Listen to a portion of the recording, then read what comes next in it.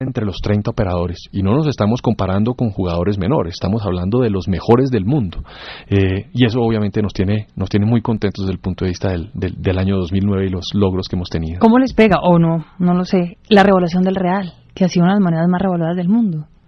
En realidad, digamos, los precios de los aviones se pactan normalmente en dólares. Entonces, digamos, no hay para nosotros, digamos, un impacto directo en la revaluación del real para el tema de los aviones. Uno de los elementos que sí tiene, digamos, un impacto importante es la revaluación del peso. Uh-huh.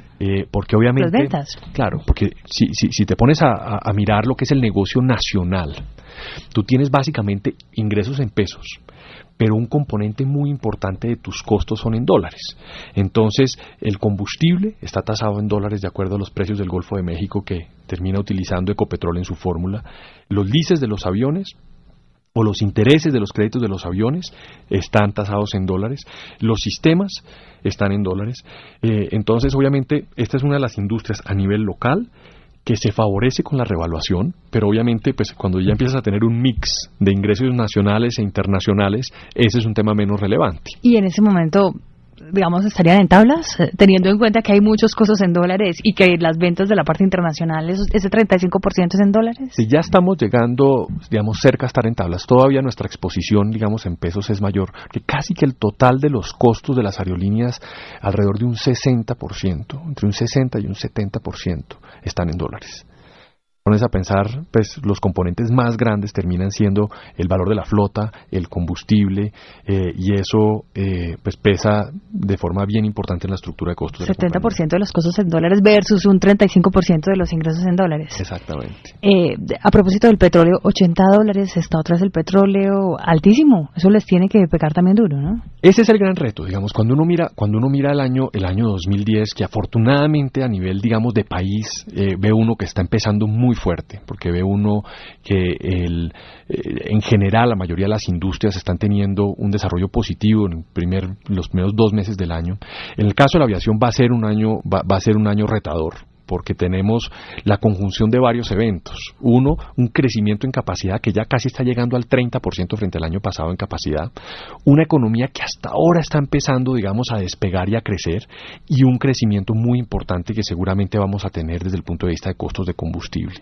Y eso obviamente va a poner, digamos, a la industria y especialmente a los jugadores que no tengan flota única, que no estén totalmente competitivos en costos, en dificultades seguramente financieras hacia futuro. Ustedes me imagino que como sucede en esta industria mundial de la aviación, toman ciertas coberturas contra los precios del petróleo para protegerse de los vaivenes.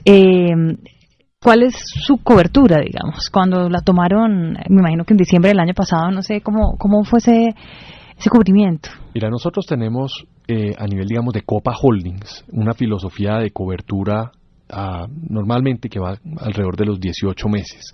Tienes unos niveles de cobertura más grandes en los primeros trimestres y unos niveles de cobertura más bajos, digamos, al final.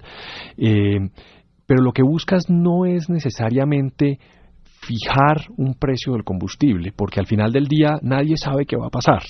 Lo que estás buscando con la cobertura, eso no te va a bajar tu costo, lo que te va a bajar es la volatilidad. Es decir, en un momento en el que se sube fuertemente el nivel del costo, pues tienes una cobertura a un valor menor. Lo mismo, en el momento en el que se baja, tienes el caso contrario. Entonces, lo que se busca con las estrategias de cobertura, en el caso, digamos, de combustible, es reducir la volatilidad, de tal forma que tus resultados del trimestre no se terminen impactando de forma severa si hubo un vaivén en los precios del combustible frente a lo que tenías históricamente. Que esas fluctuaciones no sean tan grandes, claro. Pero para ustedes, si el precio del petróleo pasa de cuánto, digamos, estarían cubiertos, o no sé si eso se pueda contar.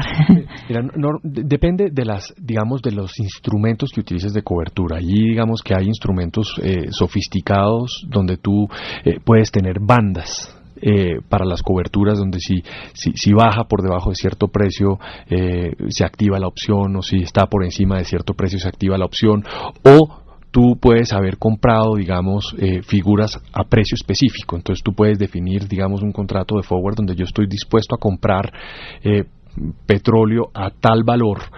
Obviamente, ese no son contratos de compra efectiva, sino son, digamos, productos sintéticos que asimilan, digamos, esos índices de combustible. Y normalmente lo que las aerolíneas hacemos es si tenemos una combinación de instrumentos. Pero ese es, digamos, como la estrategia. Nuevamente no es una estrategia de fijar precios hacia futuro y el 100%, sino de reducir volatilidad. Hoy a $80 el barril no se han activado esas coberturas. Claro, porque si digamos, nosotros teníamos coberturas para este año que las terminamos haciendo el año pasado, hace 12 meses, el precio del WTI estaba en $40 el barril. Entonces, hoy estamos a 80, es decir, el precio del barril de petróleo se ha duplicado. Y un tema importante, hoy estamos 8 veces más alto de lo que empezamos la década. A veces uno pierde, digamos, la perspectiva. Con los $147 de algún momento, claro. Nosotros empezamos la década alrededor de $10 el barril de petróleo. Llegamos en el año 2008 por encima de $140 el barril de petróleo y estamos de vuelta otra vez en 80. Pero obviamente cuando lo mira uno en perspectiva, $80 es, digamos, un costo que va a impactar de forma significativa. Ahora, ¿quién va a impactar? Aquellas aerolíneas que no hayan terminado su proceso de renovación de flota. Y en eso tenemos nosotros una ventaja enorme, porque Aerorepública consume 32% menos de combustible en todos los vuelos que hace a nivel nacional e internacional, por tener 100% de sus aviones completamente nuevos. Claro, las sinergias son enormes. ¿Cuántos aviones tienen hoy en total? Tenemos 15 aviones total. 15 aviones, que cubren tanto rutas internacionales como rutas nacionales. Efectivamente. ¿Y eso es suficiente? Uno cuando está fuera de la industria y le dicen el número de aviones, y dice, pero no puede ser, si yo veo aviones de Aerorepública en todos los aeropuertos, sí, a nivel nacional, a nivel internacional, realmente el número 15 es un buen número de aviones, es decir, seguimos siendo a nivel internacional una aerolínea pequeña. Si combinamos los viajeros nacionales, fuimos el segundo jugador el año pasado, el segundo jugador a nivel internacional también en Colombia. Entonces es mucho lo que puede hacer. Ahora es importante tener en cuenta que cada uno de estos aviones cuesta $35 millones. Claro. Entonces es una enorme inversión, es una fábrica completa y que si los utilizas de forma adecuada, son muchas las rutas. Nosotros hacemos alrededor de 100 vuelos al día con esos 15 aviones. 100 vuelos al día. Bueno, cada avión, ¿cuántos vuelos alcanza a hacer más o menos? Dependiendo, digamos, del tipo de destino que tú tengas. Si tú tienes, digamos, vas a ciclar el avión en un Bogotá-Cali o Bogotá-Medellín, puedes llegar inclusive a hacer 10 vuelos al día en un mismo avión. Uh-huh. Si ya vas a destinos como los que tenemos ahora nosotros, a Panamá, lo que estamos empezando a partir del 27 de marzo a Guayaquil o a Caracas, que son vuelos de mayor alcance, y en vuelos internacionales los tránsitos son menores porque tienes todo los temas de seguridad, las maletas, etcétera. Podría estar haciendo alrededor de 6 vuelos al día. Bueno, la idea es que los tránsitos sean menores no afuera, sino también acá adentro. ¿Cómo va la remodelación del Dorado? Que al parecer va muy lenta. Veía que a Opaín le alargaron el tiempo para entregar las obras 28 meses más. Ya estamos hablando del año 2014. Sí, yo creo que ahí hay varios elementos, algunos positivos, digamos, de avance rápido, como ha sido el tema de carga, donde ya básicamente se tienen las instalaciones del Muelle Internacional de Carga. Estamos todavía a la espera, pues, de la adjudicación de las bodegas, pero es un tema que ya se tiene y está lista la infraestructura, y otros temas que claramente se van a demorar, y si miran el proyecto total, seguramente estamos hablando del año 2015, donde vamos a recibir el aeropuerto.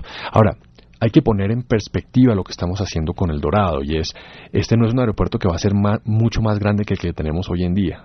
No hay espacio físicamente. Realmente, si uno mira desde el punto de vista del número de mangas, del número de gates que tenemos nosotros, no va a haber un crecimiento dramático. Obviamente va a mejorar